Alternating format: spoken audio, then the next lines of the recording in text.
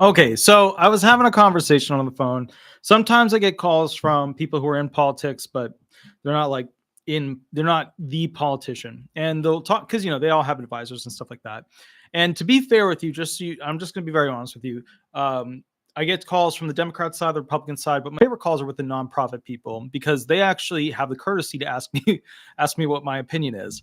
The Democrats, when they talk to me, there's I feel like a lot of distrusty kind of feeling between them and me. I feel like it's almost like they're cut from it. They're just very left now. They're much farther left than like 10 years ago.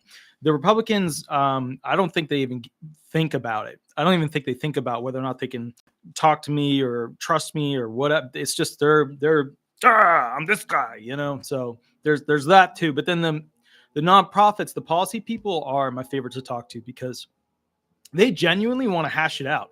They're like, what do you think? What can we do about how is this going to, and I just really I like that a lot more. But anyways, so the point was I get a call. I'm not going to tell you which side. It was in the middle though. I will say that. I did a video where we went over a case. I'm just going to tell you the case real quick. That way you know exactly what it was. Hold on, let me find it real quick. It was Whalen. Hold on, let me get the Whalen v. McMullen 2018. I did a video on a case, right? That's the case where basically the lady got investigated. They were checking in on a wheelchair. They found a wheelchair in her house. She's supposed to have been using it. There were blankets on it. They could clearly see that it hasn't been used in a while. So they were questioning her, disability severity due to ambulation, blah, blah, blah. They sent a secret police investigator, CDI unit investigator, to go ahead and get into this conversation with her. She invited him into the house. He got, access to all this information, blah, blah, blah. Cool. So I did that case. And what happened was a person said to me, he's like, I read that brief after you did that video. I was like, that's cool. Because, rarely do people give enough shits to actually go, I know. And guys, I see you calling the next video we're going to be doing. I'm going to skip the Halex video. We're going to literally go to the video where I'm answering questions. I do see it. I know we're late. We're supposed to start at like 8:30-ish. I know it's 10. We will be doing those videos directly after that. So I see you calling. Okay. So with that said, the guy, I can't, well, I don't want to give you details because it's, it's a private thing, but the person was like, yeah, I was really interested in, it's this one. Part B, reasonableness under the special needs warrant exception. And instantly my brain was like, why? Like, why? And then it hit me as he was starting to just word by word, because my brain's pretty quick. I can figure things out pretty quick. So word by word, as it was just coming out of the person's mouth, I was like, oh shit. And here's the problem with this. Okay. And maybe it's a good idea. I don't think it is, but maybe it's a bad idea. I haven't had enough time to figure that out yet. And I'm going to ask you guys, once I tell you what it is, I'm going to have you guys tell me what your thoughts are. I'm going to literally read the chat responses, the ideas. Kelly Lestig, first off, before I even said anything about it, she hates the pink shirt. Why hate the pink shirt? It's such a stripy shirt. I'm so stripy today. All right, anyway, so I'm going to read it to you, the paragraphs. And then I want you to tell me what you think this person's idea was and why it's a very, very scary thought. Let's go into it. McMullen also argues the special needs exception may apply to this civil investigation. There is a special needs exception to the warrant requirement for administrative searches, such as searches of probationers' homes, drug testing in public schools, and inspections of regulated businesses. See Griffin v. Wisconsin. Griffin v. Wisconsin, classic claim. A lot of people know it from law school. You're not going to know what it is.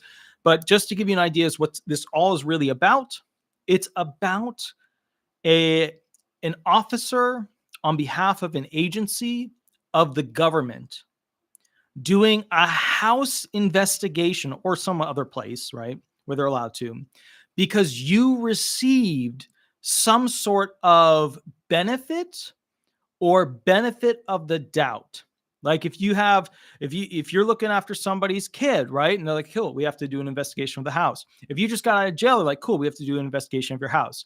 If you're receiving some sort of extra financial benefit, cool, we have to do an investigation of your house.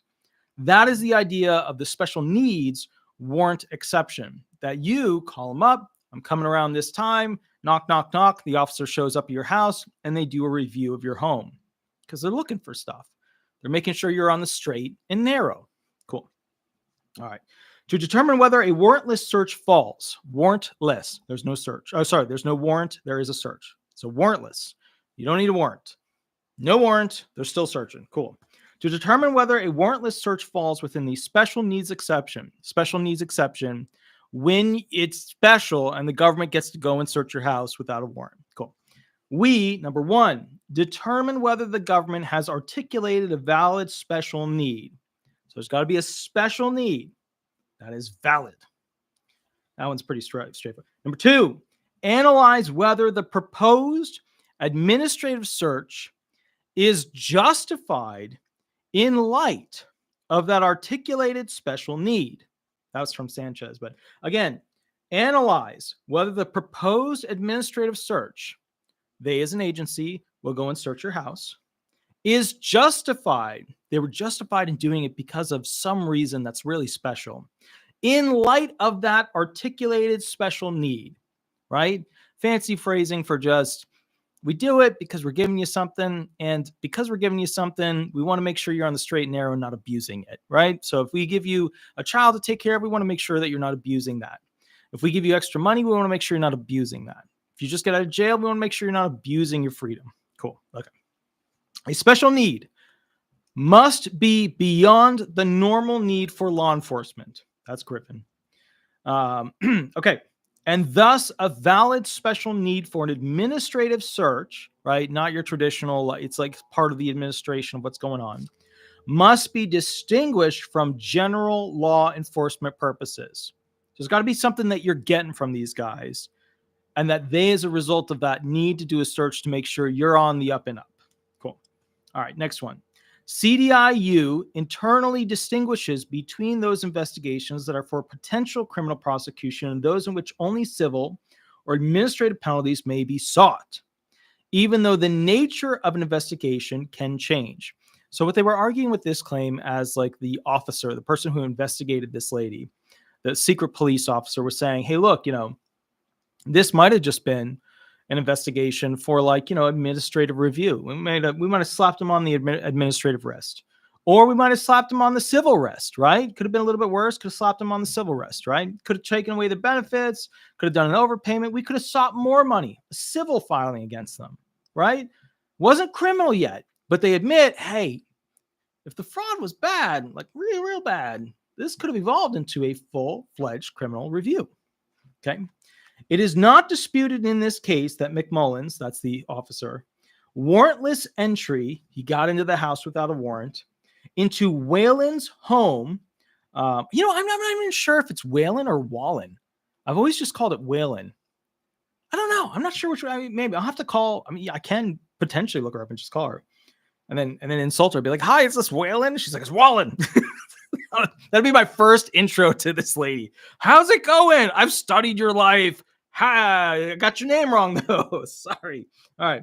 Warrantless entry into Whalen's home would have been an unreasonable search had this been a criminal investigation. Okay, so let me read that again, because this is where the case, part of it kind of flips. It is not disputed. So everybody agrees, everybody's on board, everybody knows the following. Okay. In this case, the police officer did a warrantless entry into the lady's home that was claiming that she is disabled, was found disabled, and they got evidence against her. And that would have been an unreasonable search had this been a criminal investigation. Right? But technically, was it a criminal investigation? Could have just been for an administrative review. Right? That's where it gets a little tricky. But Fourth Amendment.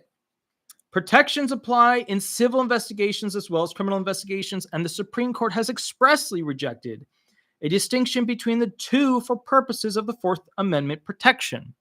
Kamara v. Munn. The point is, they're saying, we believe a person's, right to privacy in their home is for both criminal review, a really big slap on the wrist, and civil review, a smaller slap on the wrist, right? Okay.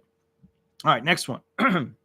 That was holding that in the absence of an emergency, administrative search of residents under a fire, health, or housing code enforcement by criminal penalties is a Fourth Amendment search requiring consent of a warrant.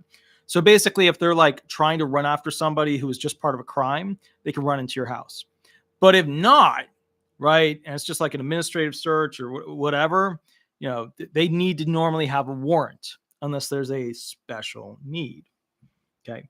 I'm going to read it just a little bit more, and then we're going to go back to the point of this whole thing. Okay. So now with that said, Wyman distinguishing Kamara and related cases on the ground that refusing to consent to a search led to criminal prosecution rather than the denial of benefits, we are not convinced it is appropriate to distinguish between CDIUs, the secret police's, civil and criminal fraud investigations. But we would find the search in the civil investigation in this case unreasonable, even if under a special needs analysis. Okay, so the point is, the officers were like, hey, look, this could have just been an administrative thing, could have been a civil thing, could have been a full-fledged criminal thing. You know, maybe we should have done a search, maybe we shouldn't, maybe we should have got a warrant, maybe we shouldn't, but, you know, she invited me in, so I went in, and that was part of the argument with it. And what it comes down to in this particular case, this the Charlton Zimmerman, the candy stripper volunteer nurse. Thank you. I appreciate it. I try to look good for you guys. I try to, you know, make it all come together, and, you know, just, I'd like to brush my teeth before these shows. I try to make it good. So the point is, with that said, when they looked at this whole thing, when they did the analysis of the case law, my guy, who's not a politician, but is connected to, he's an advisor for a politician in particular. He's like a of counsel for that person. He said to me, and this is what horrified and shocked me. Why don't we have in-home visits for SSI people? And the first thing in my head was, well, they don't already have that. I mean, you'd have to hire a bunch of people to do that. And that costs a lot of money. And then I felt myself like trying to defend the SSI people instead of just being open-minded and like discussing the idea of it. And so what I realized was that this is very likely to be a change that you'll see for SSI benefits in the future. I can't guarantee it, but within the next 10, maybe 15 years, you will almost absolutely see this for SSI people. And for those of you who don't know, SSI people are people who are receiving a monthly check because they're poor. And they're either old age, 65 plus, disabled, or an asylum seeker, refugee person, stuff like that. Okay, so like an immigrant coming into this country. So the thing is this. In this situation, I want to know what your thoughts are as to whether or not they should do home investigations for SSI people. And here's why. SSI people are traditionally very poor. Some of them don't have homes. They have like RVs. When they do this home investigation, should the questions that they have to answer on their forms be limited? Or do we allow it to be like a big, like they can just review and be like, this person's not in a proper house. They're not using the money to basically rent a proper, dwelling meant for overnight stay, blah, blah, blah. Because here's the problem with SSI. If you look at the COLA, the cost of living adjustments, people are getting a bit over $500 less per month than they're supposed to. And if they were to get about $500 plus more per month, an SSI person would be around max out at $1,500 per month. Now, $1,500 per month, you could get a shitty apartment. I mean, a super shitty apartment. You could do it. But at like 900-ish, it's I don't know. It's tough. Definitely not in the city. Definitely not in the city. Christy Hughes for the $1.49 donation. I really appreciate it. Love the little ice cream cone. That's awesome. Very, very cool. So my point is, how do we limit what the investigator is going to be able to report and then have that report do something about it so that we don't have poor people being kicked out of their RVs that they use to basically live on some acre of land behind somebody's house that they're friends with? The other thing is this. Yes, if they do home investigations, right?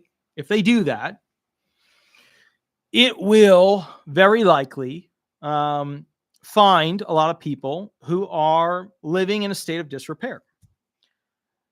Okay, so one of the things that a lot of people don't realize is that I was having a discussion with this with another person that basically lives like they live in like the HOA life. They just live in an HOA house, in an HOA world, in an HOA culture, and they just love it. They just love going to their meetings. I'm just like, and to me, that's insanity. But then again, I'm also the one that's trying to create the first, multi-tiered space constitution for future civilization. So I guess I'm just not into the full HOA thing. I'm more into like the broad civilization being happy thing. So, and not being ruled by corporations or government. So the point is, what do we do? Because if they're allowed to do these investigations, a lot of these individuals that are on SSI, they're so poor that they can't even buy cleaning products. They're so poor that they don't even have access to the materials needed to replace items where they're living. And to be fair, a lot of where they're living is destroyed. They rented it destroyed. It was destroyed before they got it. It was destroyed while they're living there, and it'll be destroyed after they leave there and somebody else goes there. BB Clint, 6521, thank you for the $10 donation. That's absolutely awesome. Recently had my consultative exam. Should I be concerned? I mean, that's a big question. Call me at the 407-279-1754 number at the next video. The next video, I'm going to be answering lots of questions from people. Although there have been like literally over 30 people who have already called. I know I'm late. I know it's 10:18 p.m., but we're still going to do that video. All right. So here's the thing. And I don't even know how this got to halfway. How did that happen? But it's okay. We should have enough energy left in this bottle to go ahead and make it through the next gas station. So, all right, here we go. So the point is, what are things that we should be worried about? Now, I had a conversation back in the day. It was like 2 or 3 weeks ago with the CEO of the National Association. It's NASI. Basically. And what they do there is they do studies of SSI, SSDI, retirement benefits, all that stuff, National Academy of Social Insurance. And what he said was really interesting, which is that he studied the initial reactions from SSA employees back in the day when they had to start asking all these SSI questions to people. How much are you earning? How much did you earn that month? And he said that that the employees at the SSA, when they first started to have to ask these tough questions, felt really like, like, I don't want to know what their deal is. I don't want to be in their life like that. And now everybody just accepts it. They're like, okay, so they called me. They want to know how much I made. They want to know what my blood sample looked like. They want to know whether or not I hugged my cat, all these little random tokens, right? The next step to that is saying that SSI benefits are now part of this special needs exception. And I'll just give you some of them, such as searches of probationers' homes, drug testing in public schools, inspections of regulated businesses, inspections of people who adopt children in their homes. All these things are that special exception. So I don't know and I can see problems already arising. When you send an officer into an SSI person's life, you're going to be basically seeing somebody who's going to have to report that they're living in squalor, that they're not doing well, etc.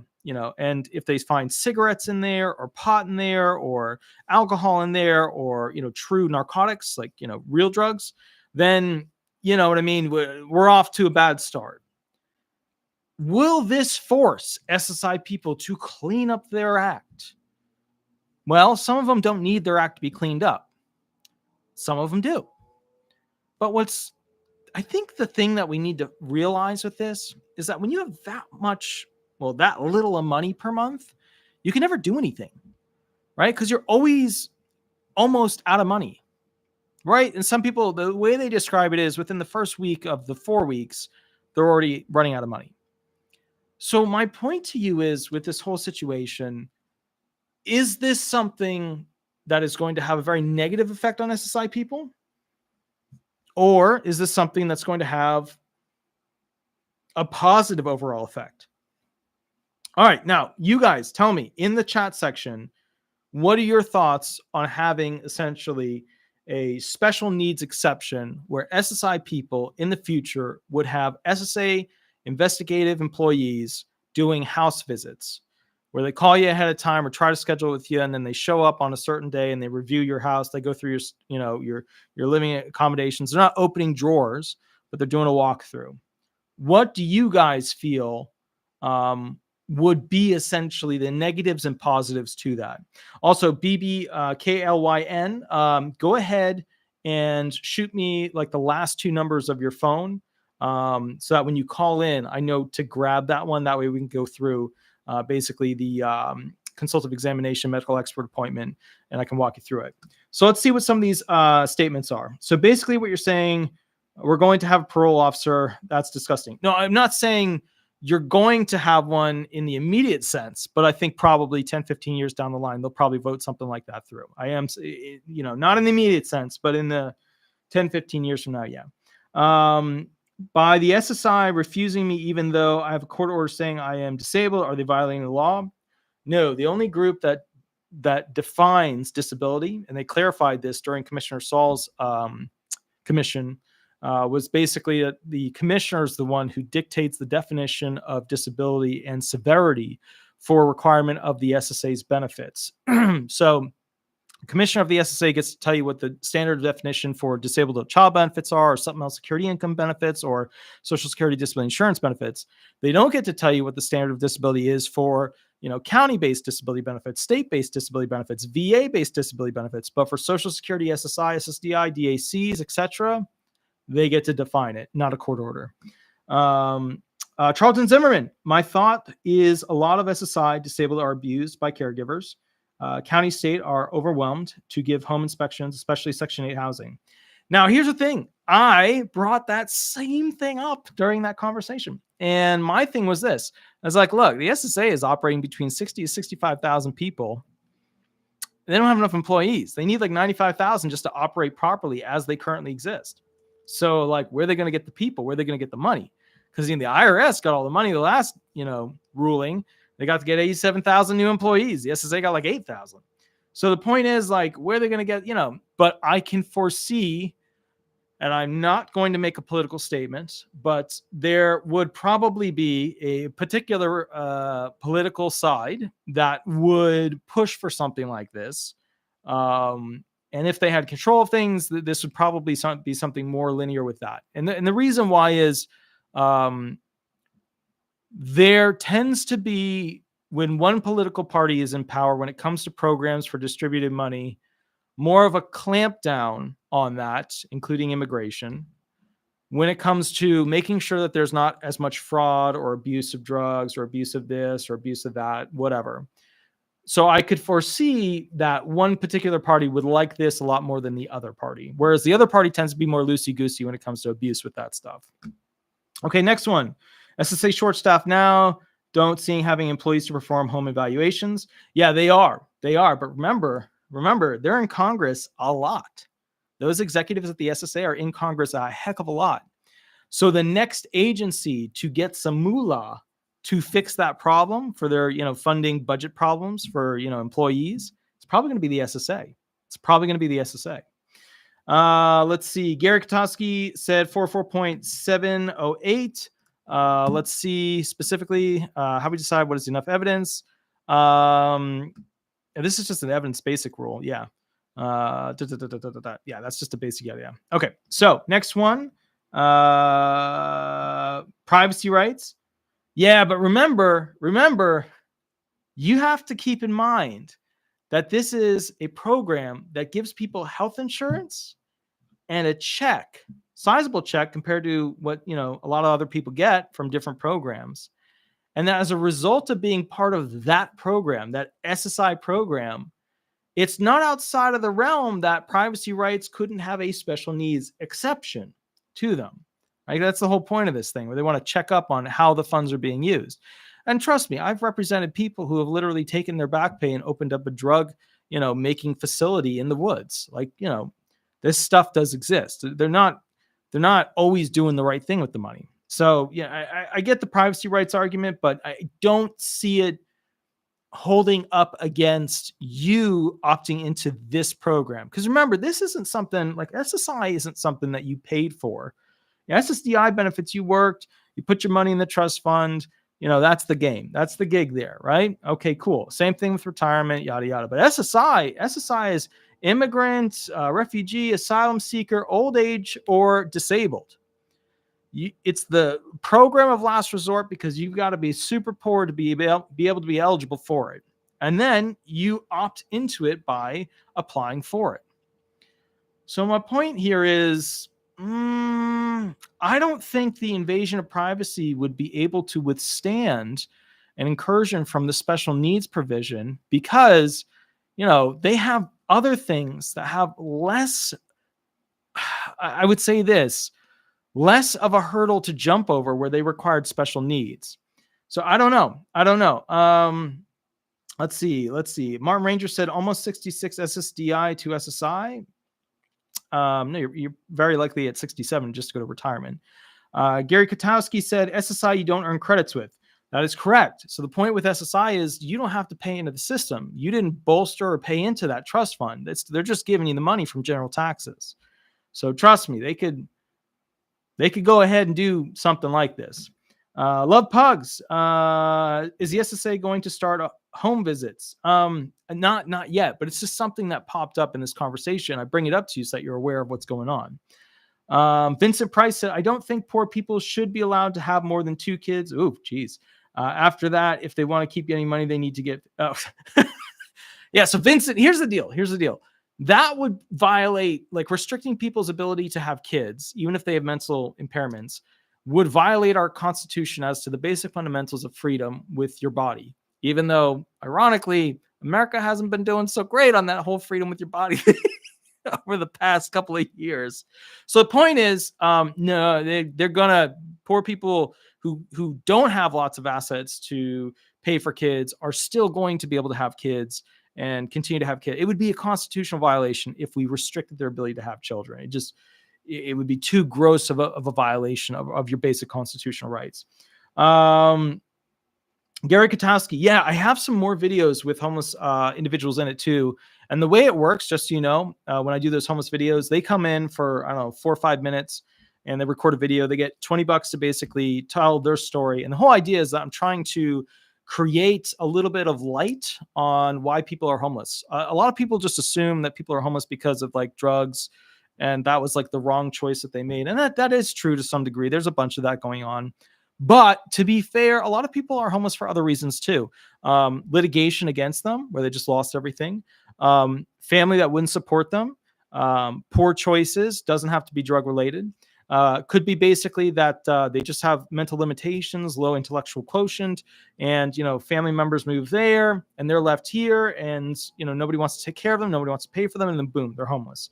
So I'm trying to put a little light on homelessness and how it's evolved and how it's created, because it's rampant, guys. It is rampant. Like in the states that most people want to end up, where you can be homeless and not freeze to death, it's rampant at this point. Like California, Florida, Texas, homelessness is rampant.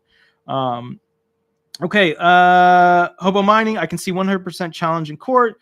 Let's see what we got here. April, thank you for joining the appreciation membership. That's awesome. Very, very cool. That's very, very good. Let's see. Adam Brock said that's way far right. I'm not making any political statements in this.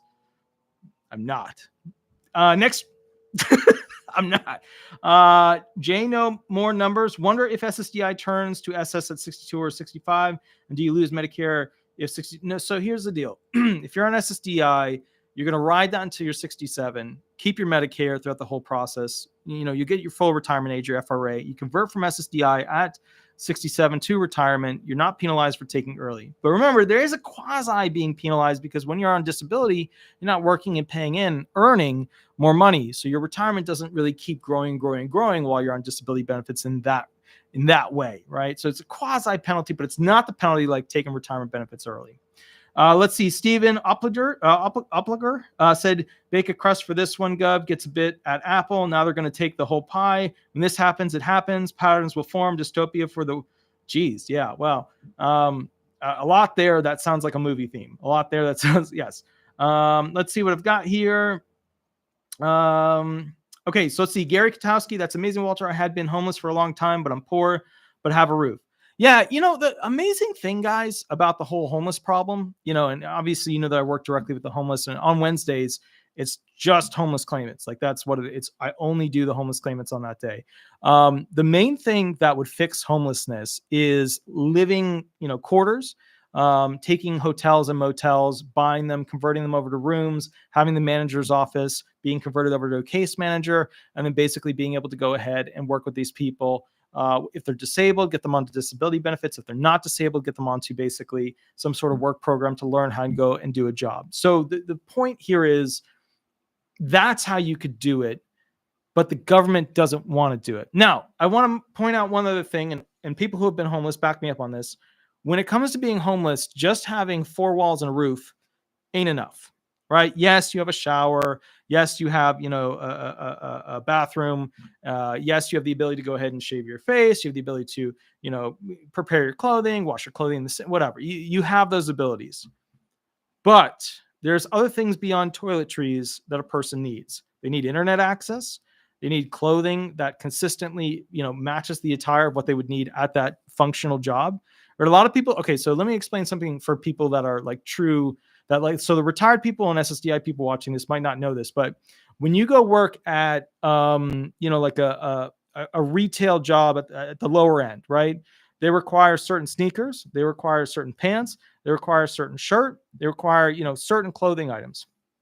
And they don't usually give those things to you when you go to that job. They'll make you buy your own badge. That's the reality. And the badge is just the nameplate. But the point is, you have to financially set the person up for success. And then a chunk of those people will fail. It just is what it is. So that's why a lot of homeless individuals that get a shot, they'll either quasi make it, super make it, or they'll do the job and then they'll end up back in basically those construction oriented jobs that are day labor. And they'll just keep working that until their body wears out, and then they go on disability benefits. So that's kind of how that works with that situation. Let's see what we got. Rhonda Lance said, especially does not keep growing if they do not pay back what they borrowed from. So not CERN interest on money borrowed. Okay, gotcha. So that's a claim there. All right. So Matt asks, may I ask a question? I was born with a mental disability and was known because when I was working, my SS went up faster because of it, but now I'm being given a hard time to get SSDI. So Matt, you got to figure out what your DLI is, your date last insured. That's going to dictate essentially where you are with whether or not you can, basically go ahead and get Social Security disability insurance by being covered. So go ask the SSA what your DLI is. All right. So point is, I've now told you what I know and what was brought up to me. This is a political thing where it was brought up as one of those things that, they feel might be a good direction for SSI people. Do I feel that it's a legal situation where it would fall within the special needs test? Yeah, absolutely. You're getting a check and you're getting health insurance. Whether or not you're using and abusing those, it's going to be front and center. I feel like legally they would have a shot at definitely doing home, parole officer-esque style investigations on SSI people. And the thing is, SSI people don't really have the 2 legs to stand on with this stuff like SSDI people, because SSDI people paid for this benefit. Whereas SSI people are just getting this benefit as a result of being poor and some other thing like disabled, old age, or an immigrant, asylum seeker, refugee person. So that's what I wanted you guys to just know about, think about, and understand. Now, we're going to be doing the next video where I go live. I know it's 10:35 p.m. I get it. I am going to be answering questions. You know the rules. The rules are simple. When you call in for the next video, 5 to 7 minutes, use a fake name. Don't go into story mode. Tell me the legal question right up front. I will see you guys at the next video. Okay. And please, please, please, please remember to like, don't be stingy with the likes, subscribe, click the all button, join the memberships if you want to support the channel. Always love that. You can leave a review on Google, Disability Resolution Law Firm. And then basically from there, I'll catch you guys a little bit later. You have a wonderful, wonderful night. And I will see you in 5 minutes, 6 minutes, because I still have to do the little thumbnail. And we will get those questions rolling. And I'm going to try and do a phone call and then read something from the chat section and answer that question. And then a phone call and then read something from the chat section and do a question there. I'm going to try and do that. It's going to be difficult, but we'll try and do that. Okay. And specifically, where was the person real quick? There was a person who donated $10. Where was he? I got to find him now. Hold on. Where is he in here? He's in here. There. Nope. Not that one. Not that. Okay. So I'm not seeing, I'm scrolling, but I'm not seeing it. It won't let me scroll up enough. So bottom line is just call me and we'll get you into that show. I'll catch you a little bit later and I'll see you in 6 minutes. 6 minutes. I got to make the thumbnail. Catch you in 6 minutes. All right. Bye-bye, everybody. Bye-bye.